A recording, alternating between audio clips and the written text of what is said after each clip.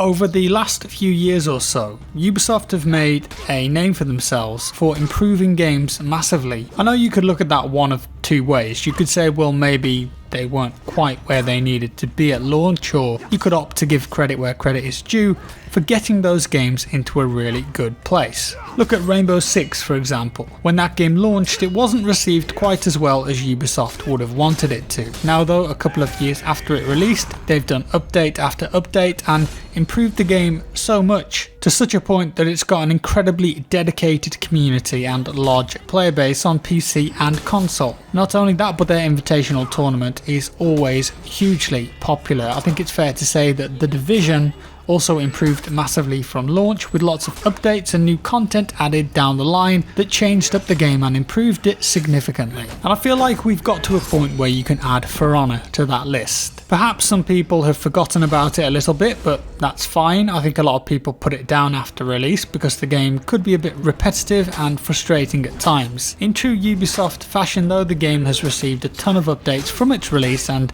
I wanted to take a look at them today and show off the new content that I got to play and record at Gamescom. Arguably one of the biggest problems with For Honor at launch, at least for me, was the lag. Fighting games rely on reaction speed, and of course the ability to do moves at a certain speed to achieve combos. But upon launch, For Honor used a peer-to-peer network system. Often you would feel a bit cheated at times because you felt that lag was stopping you from doing certain moves quick enough, or your enemy was gaining an advantage because they had lower ping than you. That's definitely how it felt a lot of the time. Now don't get me wrong, I've played fighting games from time to time, especially when growing up, but I'm by no means a fighting game expert, and I know that when you come up against someone who's learned the combos and can effectively block and parry you, you've got to hold your hands up and say, yeah, they're just a better player than you. What more can you do?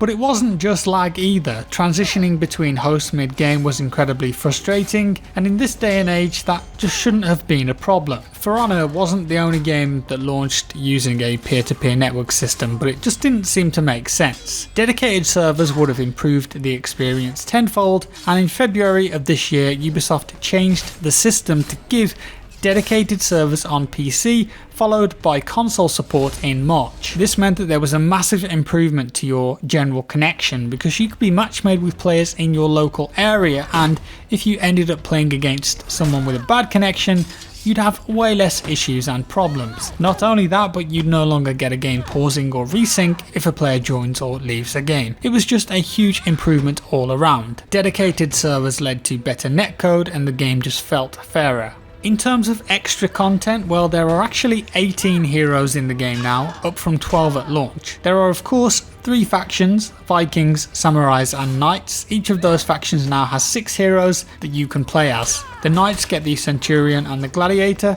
the Samurais get Shinobi and Aramusha, and then the Vikings get the Highlander and the Shaman, coupled with a lot more maps, new modes like Tribute and Arena mode, new weapon variations and new armour. What you're seeing in this gameplay footage are some of the new heroes in the Marching Fire DLC, more on that later. Now according to Ubisoft's own blog post, the game has added over 5,000 new pieces of content since its release. That's 6 new heroes, 10 new maps, 4 limited time events and countless customization items. As you can imagine though, with that amount of heroes, balance can be an issue, and there have been plenty of moves and combinations that have turned out to be way too powerful or too weak, but I feel like they've done a good job of dealing with those as fast as they can. The game has also had improvements to training, player progression, you name it, it's been tweaked or updated since release. And they're trying to get new players on board with the game too. For Honor has recently been free on Steam for a week. The starter edition of the game is usually $15, but people were able to download the game for free, and assuming that you got it downloaded, then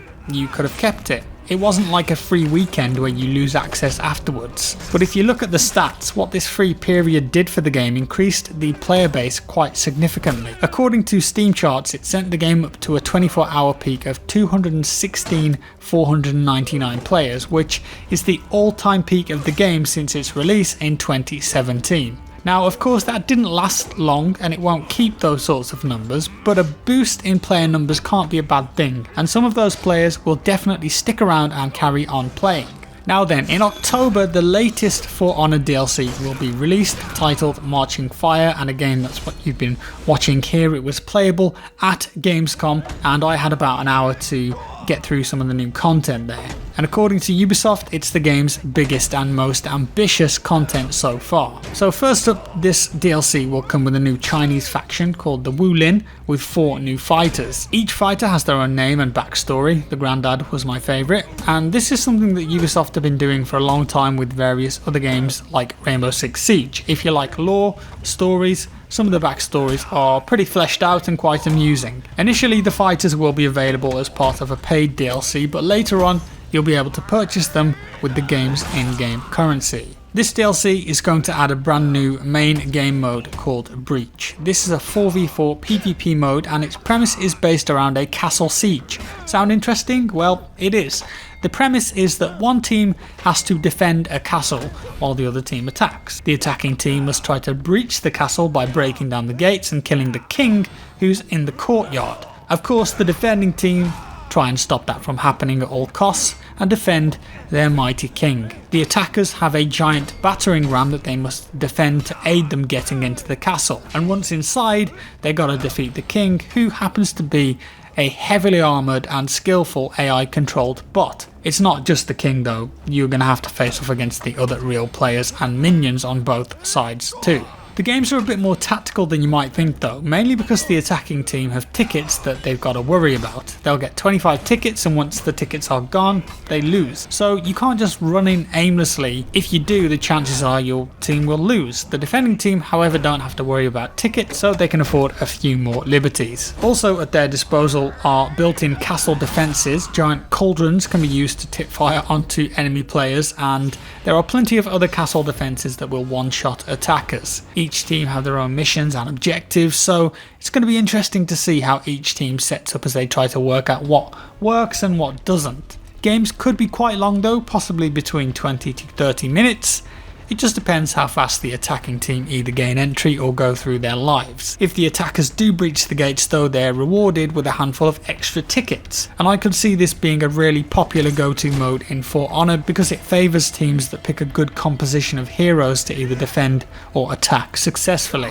Now then, as well as Breach, For Honor is getting a new PvE arcade game mode with this DLC. You've been watching the footage of that here, and you can either play arcade alone or with a friend, and it will put you against AI enemies. When you load in, you can pick quests of different rarity, and the difficulty and length of the quest will depend on the difficulty that you're after.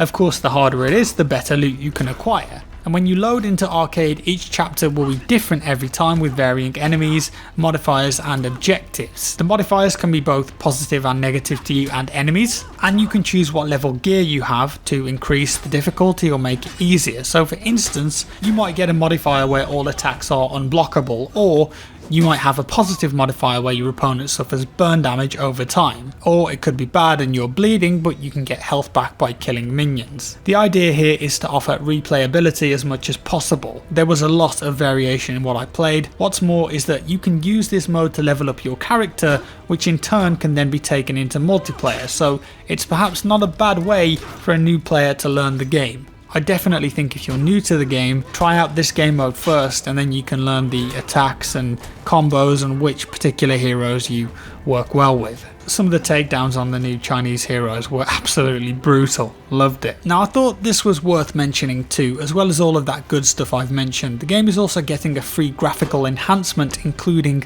global illumination, new sky and cloud technology, and updated and improved textures. It does make a difference even though it may not be totally noticeable at first, but I thought For Honor was already a pretty nice looking game, especially in 4K. Whatever you think of For Honor, whether you're into that kind of game or not, I think you've got to appreciate how far the game has come and the developers' dedication to improving the game. If you own the game and you perhaps put it down after launch, then maybe October would be a great time to get back into it with the Marching Fire update, or perhaps you haven't picked the game up yet and you want to hop in via the starter pack. Then again, you're going to have a significantly improved experience than we all did at launch. And that's all for today, guys. Thank you for watching. A big thanks to Ubisoft for sponsoring this video and letting me play the new DLC content at Gamescom. Let me know your thoughts down in the comments below. If you liked the video, give it a like. If you didn't, a dislike. Subscribe for more, and I'll see you in the next one.